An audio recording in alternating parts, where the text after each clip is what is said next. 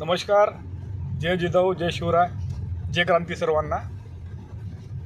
मी आज बऱ्याच दिवसानंतर तुम्हा सर्वांसमोर लाईव्ह येतो आहे. तुम्हा सर्वांसमोर हा व्हिडिओ घेऊन येतो आहे. मी काल संध्याकाळी राजसाहेब ठाकरे यांची सभा पाहिली टी व्हीवर. त्यांनी अनेक विषयामध्ये हात घातला, अनेक विषयावर नेहमीप्रमाणे बोलले, कणखर बोलले, प्रखर बोलले.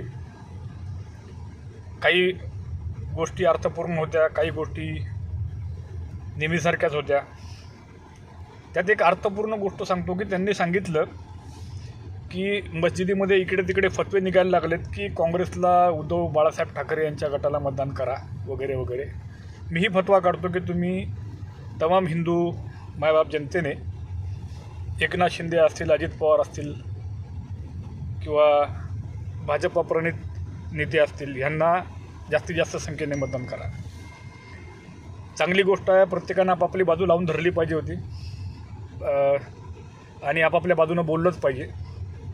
करणंही वाईट नव्हता, करणं एवढा दानशूर कोणीच नव्हता. कर्णाची संगत फक्त चुकीची असल्यामुळे त्याला ती भोगावं लागली, त्याला त्याचं फळ भोगावं लागलं. तुम्ही दानशूर आहात, तुम्ही मोठ्या मनाचे नेते आहात राजसाहेब ठाकरे, पण तुम्हाला फतवाच काढायचा असतं तर तुम्ही गोरगरीब शेतकऱ्यांचा कांदा कसा जास्तीत जास्त भावाने जाईल, त्यांना MSP कशी चांगली मिळेल, त्यांच्या शेतीमालाला हमीभाव कसा मिळेल, याच्यावर तुम्ही फतवा काढायचा असता. गोरगरीब जनतेच्या पाल्यांना, विद्यार्थ्यांना कमीत कमी पैशामध्ये किंवा विनामूल्य किंवा चांगल्या दर्जाचं शिक्षण कसं मिळेल याचा तुम्ही फतवा काढायला हवा होता. ग्रामीण भागातील जनतेचा कसा विकास होईल, तुमच्या तालुका स्तरातील कुटीर रुग्णालयामध्ये त्यांना सेवा कशा उच्च दर्जाच्या मिळतील, सरकारी दवाखान्यामध्ये चांगल्या सुविधा कशा मिळतील, तहसीलचे कामं गोरगरीब लोकांचे कसे लवकर पार पडतील, या गोष्टीवर तुम्ही, या बाबीवर तुम्ही फतवा काढायला हवा होता. मतदानावर तुम्ही फतवा काढणारे तुम्ही कोण? तुम्ही काय कार्यकर्ते विकत घेतलेत का? समाजाने काय करायचे समाजाने ठरवलं असेल किंवा कोणी, त्यांचाच विषय नाही, पण तुम्ही नेते आहात. तुम्ही एखाद्या समाजाला किंवा एखाद्या प्रवर्गाला तुम्ही समोर घेऊन जाता,